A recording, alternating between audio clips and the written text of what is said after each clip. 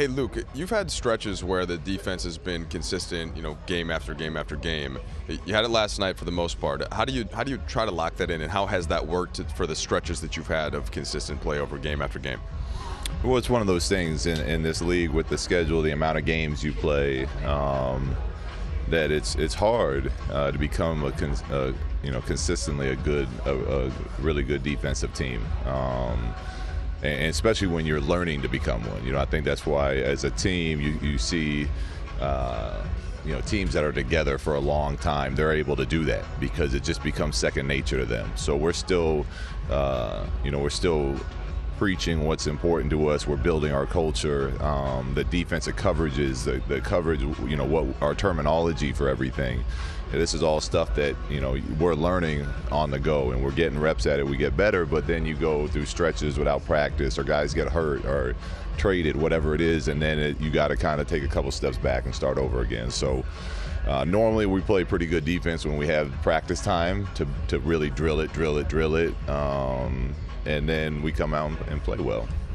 There were a lot of times earlier in the season we had discussions about Julius and playing time and starting versus bench. Has his play, especially these last couple months, has that changed anything that you thought heading into the season about his role and kind of where he can go in the league in the future, or is it what you expected? Well, he's a young player still, and we've always, I tell Julius all the time, one of the reasons I'm as hard on him as I am is because I really believe he can be a special player in this league. He's got the strength and the size and the skill set that he can be a dominant player. And I continue to challenge him, and he's done a really, really impressive job of responding to that and taking his game to another level right now.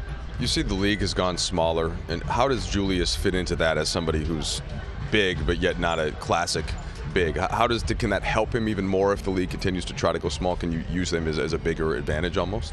Absolutely. It's because of his speed, quickness, and strength, he's able to defend. That's the biggest part, I think. That will allow him to have such, depending on how much success he has in his career, is how great of a defender he can become. And he's got the ability to guard 1 through 5, and with that, as the league goes smaller, he's still able to defend skilled space shooters, and he's able to wrestle with power post-up players, and then he can use his skill set and his strength on defense if they're going to try to guard him with smaller players. So there's definitely the advantage to be gained, but a lot of it that he's gotten pretty darn good at is also being able to recognize multiple defensive coverages. Because of the way that the league is going, you have to be able to be in deep drops, you have to be able to switch, you have to be able to show and know, depending on who you're guarding, what that coverage is, and he's done a really nice job of getting better with that. One thing that you guys used to talk about with him a little bit was the consistency of, not necessarily effort, but the energy and all that stuff. Have you, lately, as he's been playing so well, has that been something that's been at a more consistent level? Yeah, he's done a good job of that all year, and that is something that since we got here, we've tried to work with him on and show him visually, on tape and whatnot, of what he looks like when he's playing at that level. And he's done a really nice job all year of kind of starting to make that just the normal way that he plays basketball. And it doesn't mean going 100 miles an hour the whole time he's out there, but it means when he's in a defensive coverage, he's down and he's ready to jump people. And when he's on offense, it's not just a jog to the three-point line, but it's a sprint to the post and then relocate from there. So he's doing a much better job of doing that consistently. How many plays do you actually call for him offensively? Or is it, a lot of his scores just come kind of like in the flow of things?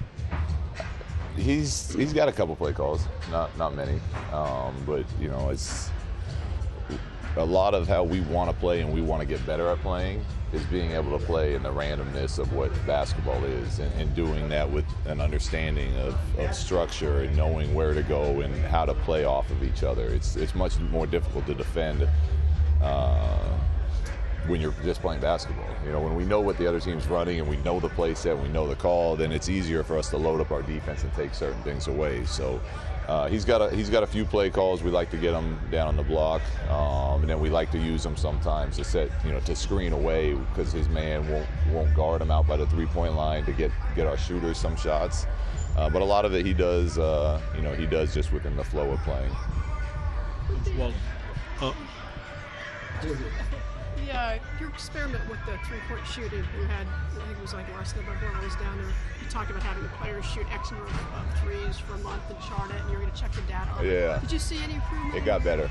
Weird, right? Yeah. Shoot more, practice better, shot goes in more. Although I can't say it really worked with the free throws. It did work but the free throws to me was always more of a mental thing, which it normally is. All our guys are very skilled, capable free throw shooters that, that's something you gotta step up and knock down. But the three-point shooting went up.